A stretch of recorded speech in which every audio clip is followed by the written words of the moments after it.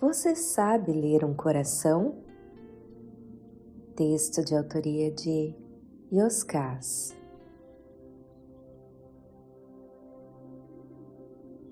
Era mais um período de estudos no mosteiro. Logo na entrada, encontrei com o velho, o monge mais antigo da ordem.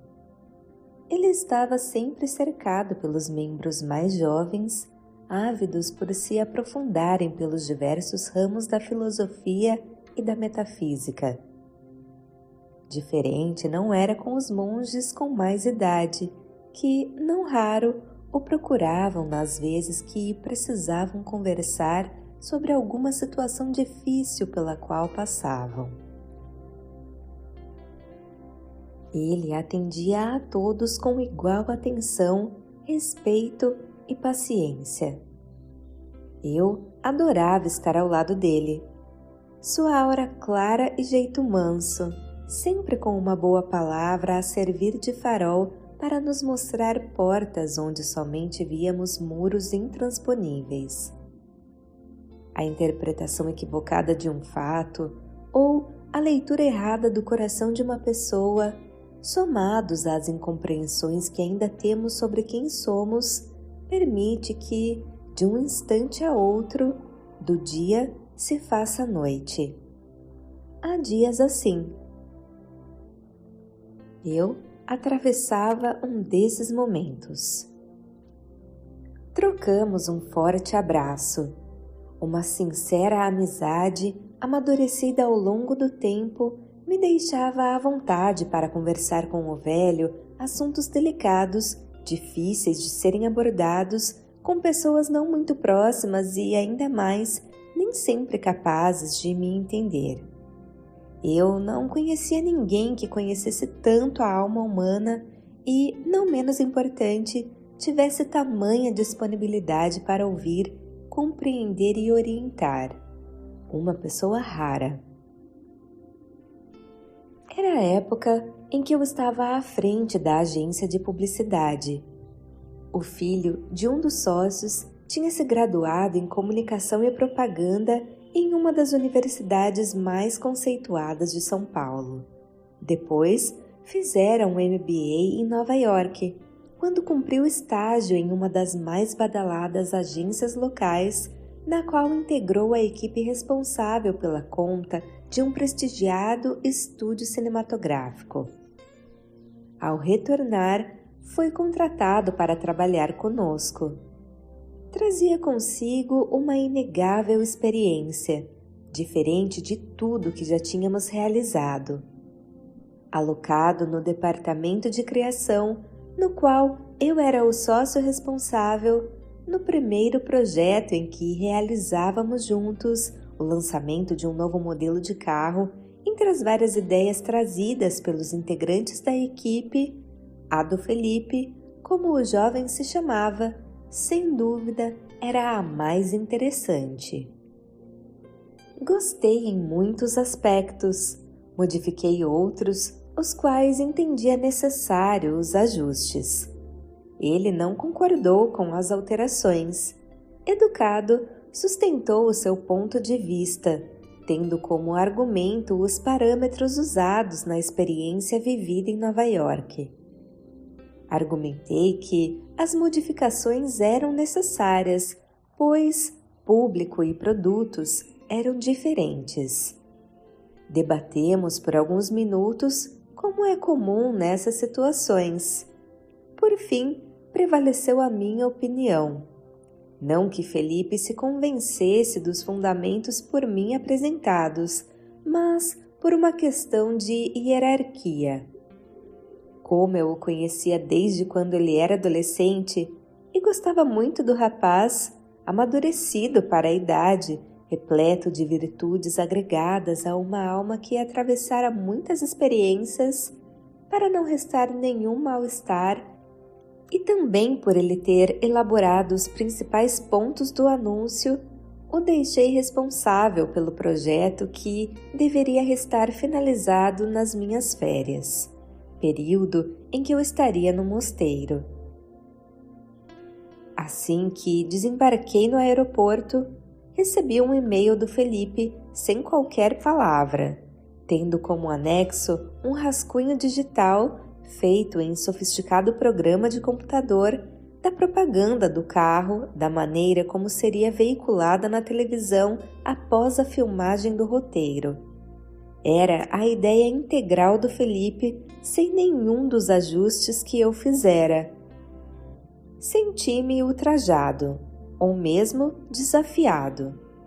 O rapaz aproveitaria a minha ausência, se valera da confiança depositada e talvez se afiançara na condição do seu pai, sócio da agência, para me desobedecer. Fiquei muito chateado com a falta de respeito. Fiz uma projeção preocupante dos sérios problemas que ocorreriam na minha volta. Pensava nas decisões que teria que tomar e como poderiam afetar não apenas a harmonia entre os sócios, mas também entre os demais integrantes da equipe de criação sob minha responsabilidade. Naquela mesma tarde, aproveitei que os estudos não tinham começado e os monges ainda chegavam dos lugares mais diversos e chamei o velho para uma conversa na cantina.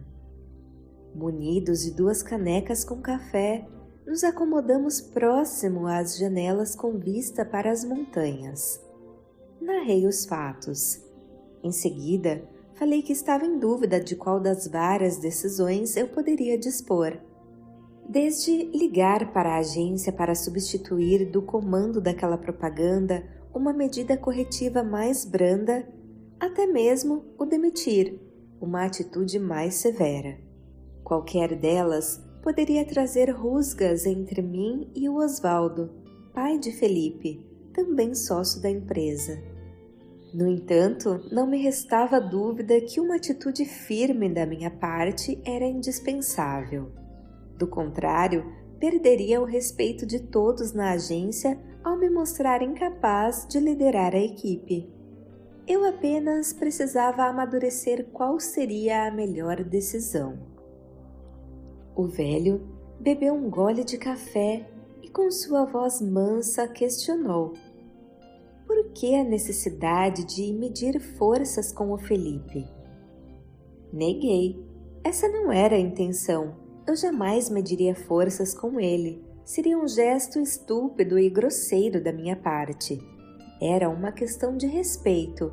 As relações são respeitosas ou abusivas. Não há meio termo. O monge prosseguiu. Será que o jovem está mesmo desobedecendo às suas ordens? Falei que não restava qualquer dúvida. O e-mail com o rascunho digital do anúncio era um recado claro. Ele estava me comunicando de que faria ao seu jeito. O velho perguntou: qual mensagem acompanhava o vídeo? Nenhuma, respondi. Ao modo socrático, o monge continuou. O que o leva a crer que ele finalizaria a propaganda do jeito como mostrou no vídeo, ao invés de fazer da maneira como você determinou? Afirmei que não cabia outra conclusão. Felipe estava decidido a passar por cima das minhas ordens. O velho bebeu mais um gole de café, me olhou com os seus olhos bondosos e indagou: tem certeza? Abri os braços como quem diz não acreditar que o velho ainda tivesse dificuldade para entender algo tão óbvio. Falei que telefonaria imediatamente para a agência. Eu afastaria o Felipe da equipe de criação. Na volta, decidiria se o demitiria. Assim teria tempo para amadurecer a decisão. Não importava se o pai dele ficaria aborrecido. Eu estava sendo justo e isso bastava. O monge franziu as sobrancelhas e comentou com seriedade: sem dúvida, se uma decisão está atrelada à verdade e às virtudes, sendo a justiça uma delas, nada se deve temer. Fez uma breve pausa antes de ponderar. No entanto, será que você está fazendo a melhor leitura do coração do Felipe? Falei que não tinha entendido. O velho explicou. A expansão da consciência, o florescimento das virtudes e o aperfeiçoamento das escolhas formam os 3 vértices da evolução, desde que se movam ao mesmo tempo e em harmonia. O conhecimento é fundamental pelas chaves que fornecem. Contudo, se não formos capazes de enxergar as portas, as chaves de nada servirão. As passagens se manterão fechadas. Bebeu mais um gole de café e esclareceu. Faz-se necessário entender de qual maneira o saber terá serventia para nos tornar pessoas diferentes e melhores, ampliando o alcance do olhar e desmanchando as incompreensões. Sem aprofundar camadas de percepção e sensibilidade para que possamos adequar o saber a cada situação, o conhecimento de nada valerá. Pedi para ele explicar melhor. O velho era muito atencioso. O e-mail enviado pelo Felipe pode conter uma mensagem subliminar de desobediência conforme você acredita. Um aviso que ele fará ao seu próprio jeito. Sem dúvida, uma atitude desrespeitosa, pois havia orientações a serem seguidas.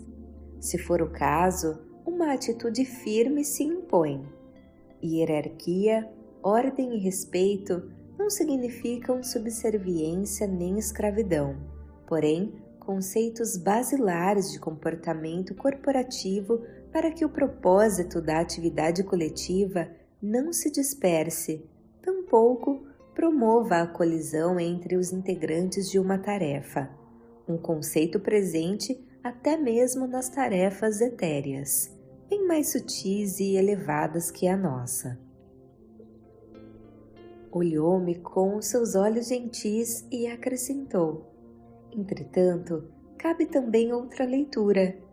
Em uma última tentativa, o rapaz pode ter simulado digitalmente o anúncio para demonstrar como a ideia dele ficaria melhor sem os ajustes que você determinou.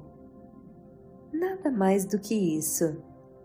Pode não se tratar de um motim ou ato de rebeldia, porém, o esforço derradeiro para mostrar com imagens o que talvez não tenha conseguido explicar com palavras. Se for isto, nada há de errado, cabendo a você, após uma análise sincera do material enviado, manter ou alterar as decisões deixadas antes de viajar. Calei-me. Eu precisava pensar. Terminamos o café em silêncio. Naquela noite, logo após o jantar, encontrei com o Lucas, um dos monges mais cultos da ordem, leitor inveterado e estudante dedicado que também morava no Rio de Janeiro. Ele me tratou friamente. Estranhei. Já havíamos executado várias tarefas juntos no mosteiro e tínhamos um bom relacionamento. Ele havia se divorciado recentemente da Lúcia, até então sua esposa, em uma separação um tanto mal compreendida, ao menos para ele. Como por vezes acontece, pequenas rusgas dão causa à erosão de um relacionamento caso não as tratemos com o devido carinho e atenção. Ocorre que a Lúcia era muito amiga da Denise, minha mulher, ambas também monjas da ordem. O desentendimento de um casal não deve contaminar os amigos. Ninguém tem o direito, a atribuição e a competência para julgar ninguém. Há tantos fatos e sentimentos, negações e incompreensões, distorções e enganos envolvidos em qualquer relacionamento afetivo que faz o mais astuto observador se tornar um intruso perdido dentro de um universo desconhecido. Por saber disso, a Denise e eu tínhamos por ética não opinar nem nos envolver, por menor que fosse o movimento, nas discórdias alheias. Não foi diferente daquela vez. No entanto, embora eu gostasse muito do Lucas, morássemos na mesma cidade e houvesse muita gentileza no trato pessoal, convivíamos pouco. A Denise era mais próxima da Lúcia desde sempre. A amizade entre elas prosseguiu após a separação do casal. Nada de errado nisto, nem nada de pessoal poderia haver entre nós, pensei. Acreditei o modo amargo como Lucas me tratou, a sua incapacidade momentânea de administrar as emoções intensas e conflitantes que o envolveram nos últimos meses. Naquele momento, a mim cabia compreensão e paciência. O mosteiro era um centro de estudos. O acesso à internet e celulares ficava restrito em um curto período durante o dia, apenas as necessidades imprescindíveis. As alas masculina e feminina eram separadas, sendo os quartos individuais, para que a noite fosse aproveitada para descanso e reflexão. Assim, não tive como comentar com a Denise a maneira como fui tratado pelo Lucas, como também não dei ao fato maior dimensão. No dia seguinte, quando a encontrei na cantina para o café da manhã, não me lembrei de mencionar o ocorrido.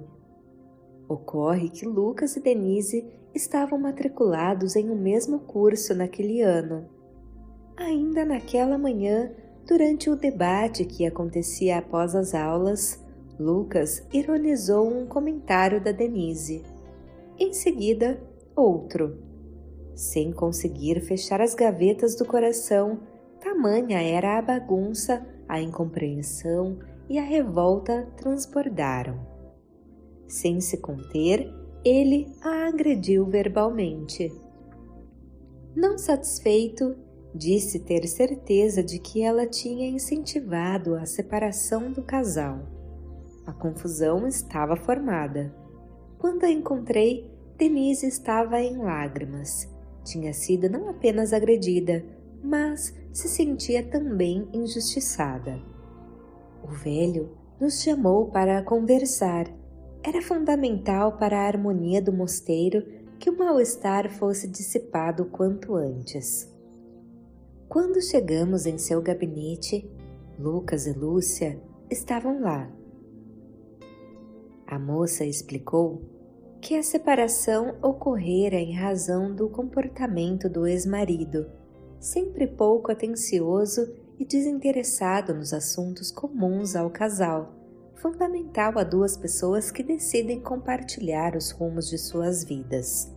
Nenhuma influência tivera, fosse da Denise, fosse de outra amiga. Recordou as diversas vezes que conversara com ele sobre a necessidade de mudanças para corrigirem a rota do matrimônio. Embora cada qual seja único e nisto resida a beleza de todos, um casal deve olhar para a mesma direção se quiserem realmente caminhar lado a lado. No entanto, Lucas não se interessara no assunto ou se resguardara no direito de manter a mesma postura de sempre. Se insistir na transformação alheia é exercício dos tolos, lembrou a monja de outra face, respeitar os próprios limites é um gesto de amor próprio. Quando entendeu ter chegado a hora de partir, embarcou no trem da vida. Lucas se mantinha inconformado. Confessou achar estranho uma separação sem brigas. Lúcia explicou que conflitos são desnecessários. Quando as possibilidades de diálogo se esgotam, como fora o caso, e a outra pessoa se nega a acompanhar, resta seguir em frente sozinha, sem gritos nem mágoas. Quando não cabem mais palavras, significa ter chegado o momento de fluir por entre as incompreensões alheias. Não se trata de julgar quem está certo ou errado, mas de decidir o que é melhor para si. Lucas disse acreditar que mesmo com todas as insatisfações manifestadas, fossem felizes juntos. Lúcia lamentou a incapacidade de Lucas em ler o coração dela. Acreditou que ele fez uma leitura ao modo como compreendia os próprios sentimentos e com os olhos que observava tudo e todos. Contudo, em cada coração está escrita uma história diferente. Nunca haverá duas iguais. Nisto reside a arte de entender o mundo, em suma, a arte de amar. Lucas capitulou. Naquele instante foi capaz de ver a porta que sempre esteve ali, mas não conseguira enxergar. Embora fosse detentor de muito conhecimento, não soube aplicá-lo ao cotidiano. De maneira honesta, lamentou nunca ter se aventurado a olhar a vida através do prisma da esposa, permitindo cores impensáveis ao casal. Portanto, compreendia também os absurdos que falara para Denise. Desculpou-se por sua insensatez. Virou-se para Lúcia e pediu a oportunidade para ler o coração dela como nunca o usara antes. Até então, esteve aprisionado dentro dos muros do castelo que ele próprio erguera para morar. O conhecimento fornece a chave, mas somente a percepção e a sensibilidade permitem o movimento correto, indispensável para abrir a porta e assim seguir em frente. A mulher nada respondeu. O velho os orientou para que continuassem aquela conversa nos jardins do mosteiro. A sós, o bom monge quis saber como Denise se sentia. Ela não hesitou em desculpar o Lucas. No entanto, admitiu o enorme mal-estar pela acusação injusta que sofrera. O velho arqueou os lábios em doce sorriso e ofereceu um olhar inusitado. Por mais difícil que possa parecer, a injustiça torna tudo mais fácil. Se pensarmos bem, não encontraremos na injustiça motivo capaz de nos roubar a serenidade e a paz. Afinal, nada fizemos de errado. Saber disso basta. Em seguida, acrescentou uma frase com várias camadas de interpretação. Nunca dê poder ao que não tem poder. Diante do espanto dela, ele esclareceu. As autênticas causas de agonia e tristeza são as acusações justas. Estas sim preocupam. Que possamos nunca dar motivo a elas. E finalizou. Então, nada precisaremos temer. Os olhos da Denise brilharam à luz de uma nova compreensão. Ela sorriu em agradecimento. Fez uma pausa antes de concluir. É a dignidade que nos mantém nos trilhos da luz. Fora disto, nada pode nos abalar. São somente leituras equivocadas que os outros fazem do nosso coração. Deu de ombros e finalizou. As narrativas nem sempre relatam o talento do escritor. Por vezes, falam sobre a cegueira do leitor. A harmonia do mosteiro estava restabelecida. Assunto resolvido. O bom monge disse que precisava voltar aos seus afazeres. Denise e eu tínhamos que retornar às aulas. Saímos juntos do gabinete. Enquanto andávamos pelo corredor, falei que assistira ao vídeo enviado pelo Felipe. De fato, as imagens me permitiram uma compreensão além das palavras. Ainda que coubessem alguns pequenos ajustes, teríamos um resultado superior ao que seria alcançado se fosse executado como eu havia determinado antes de viajar. Logo, cedo, entrara em contato com a agência para autorizar as modificações. Tinha também conversado com o jovem. O rascunho digital contido no e-mail não era um ato de desobediência como eu acreditara inicialmente, mas uma tentativa legítima de argumentação. Lembrei que o velho havia me questionado sobre a desnecessidade de medir forças com o Felipe. Como não entendi, achei sem sentido a ponderação. Em verdade, admiti, as histórias ainda mal escritas no meu coração não me permitiram a exata leitura do coração do rapaz. O velho sorriu e disse: a dificuldade para ler um coração é uma das maiores causas de conflitos e rupturas. Conhecer todas as letras nem sempre permite formar as palavras corretas. Há de existir percepção e sensibilidade para compreender o texto no exato contexto estruturado entre razão e emoção. Franziu as sobrancelhas, como fazia ao escalar tons de seriedade, e ressaltou: a incapacidade de ler o próprio coração embaralha as letras e inverte as palavras contidas em outros corações. Quando a melhor leitura não acontece, as histórias perdem o sentido, a mensagem original fica deturpada. Se o mundo parece confuso, talvez nada haja de errado nele. Conceda a si a oportunidade de uma nova e diferente leitura. Todas as sombras se desmancham diante da luz. Em seguida, nos despedimos. Observamos o velho se afastar com os seus passos lentos, porém seguros. Voz de Paula Paulini.